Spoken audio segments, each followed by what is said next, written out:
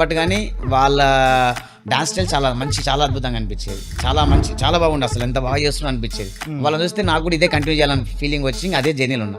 వాళ్ళందరూ డ్రాప్ అయ్యారు, నాది ఒక్కందే నడుస్తుంది. కదా ఒక స్పార్క్ పాయింట్ అది మీకు అనిపించిన మూమెంట్ అది. అది అనిపించింది సార్. దానివల్ల నేను ఇంకా వచ్చిన డాన్స్ కంటిన్యూగా ఇప్పటిదాకా స్టిల్ రన్నింగ్ ఉంది. ఇది ఇట్స్ నాట్ దట్ ఈజీ. అంటే నేనేమనుకున్నాట మీరు చిన్నప్పటి నుంచే అందులో ఉండి దీనికి ట్రాన్స్ఫార్మ్ అయ్యారని లేదు సార్, అనుకున్నాను. అసలు అలా బట్ ఇది యాక్చువల్ గా చాలా మందికి తెలియదు ఏంటంటే సార్ మధ్యలోనే ఇంతకుముందు విన్నారు కదా మాటల్లోనే, ఇంతకుముందు తను ఏంది ఒక స్టేజ్ కి వచ్చిన తర్వాత జాబ్ చేసి తర్వాత అది డ్రాప్ అయ్యి తర్వాత డాన్స్ ఫామ్ నేర్చుకొని అందులో వన్ ఆఫ్ ది ఎక్స్పర్ట్ అయిపోయారు.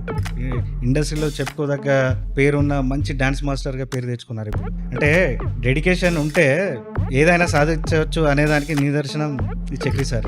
Seriously sir, it is inspiring. నేను ఇది ఎక్స్పెక్ట్ చేయలేదు యాక్చువల్గా. నేను ఫ్యాక్ట్స్